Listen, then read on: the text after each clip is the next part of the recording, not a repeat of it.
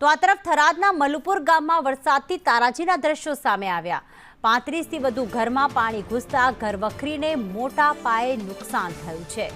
ખેતરોમાં પાણી ભરાતા ખેડૂતોના ઊભા પાકને પણ નુકસાન। ઊભા પાકને નુકસાન થતા ખેડૂતોને લાખો રૂપિયાનું નુકસાન થયું। સરપંચ દ્વારા 35થી વધુ પરિવારોનું સ્થળાંતર કરવામાં આવ્યું છે। મુલપુર ગામમાં ઘણું નુકસાન થયું છે તેવું સરપંચે નિવેદન આપ્યું। કેટલાક પરિવારજનોને સ્થળાંતરિત કરવાની ફરજ પડી છે। ખેતરો અને ઘર વખરીને મોટા પાયે નુકસાન થયું છે।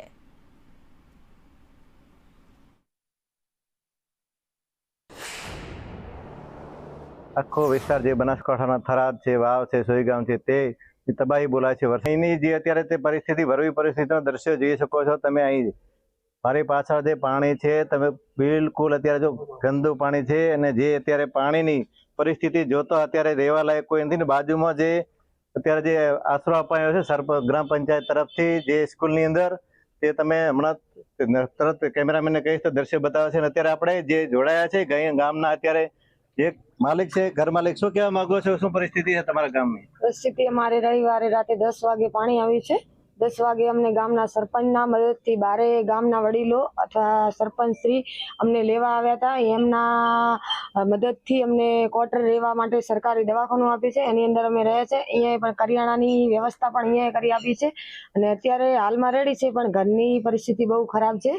સર સામાન બધું પણ બગડી ગયું છે। અત્યારે બીજા જે કઈ અહીંના જે સ્થાનિક જોડાયા છે તેમને પૂછીએ કે શું કહેવા માંગો છો તમે? ખરેખર તમારા જે વિસ્તારનો રસ્તો છે તે બંધ છે, શું કહેવા માંગો છો? અમારા રામવાસના જે રસ્તા છે એ બધા ત્રણેય રસ્તા બંધ છે। પાણી ભરાઈ ગયું છે, અમુક આ ઘરમાં પાણી ભરાઈ ગયું છે, માલ સામાન ખૂબ વિખરાઈ ગયું છે। અમને બહુ પરિસ્થિતિ વીક છે હાલ, પણ મદદ કરે સરપંચ શ્રીને આભાર માનો। જો અત્યારે મારા ગામમાં લગભગ 30 ગ્રામ પાણી આવ્યું છે। એ દિવસે અમે સવારે વહેલા નીકળી એ લોકોને રેસ્ક્યુ કર્યા અને ત્યાં આરોગ્યનું મકાન છે, ત્યાં 5 કુટુંબો ત્યાં રહે છે। બીજા કુટુંબોને અવારનવાર એકબીજાના પરસ્પર ભાઈઓના ઘરોમાં ઊંચાડા ઘરોમાં જતો રહ્યા છે, પણ એમને જમવાની બીજી ત્રીજી વ્યવસ્થા અમે કરી આપી છે। છતાં થાય એટલું થાય છે, બાકી આ બધા પાણીની ડૂબમાં છે જે ઘરો છે એને સરકાર શ્રી કંઈક વ્યવસ્થા કરે અને ઉપલા વિસ્તારમાં એમને પ્લોટ બીજા ફાળવી અને એમને મકાન બનાવી આલે એવી અમારી આશા છે। બાકી હાલ પરિસ્થિતિ ખૂબ ખરાબ છે। લોકો બહાર બધા બેઠા છે, અમને જમવાની બીજી ત્રીજી વ્યવસ્થામાંથી થાય કરીએ છીએ। બાકી જે તંત્ર તરફથી તો હજી સર્વે આવે છે એવી વાતો છે, બાકી હજી કોઈ આવ્યું નથી।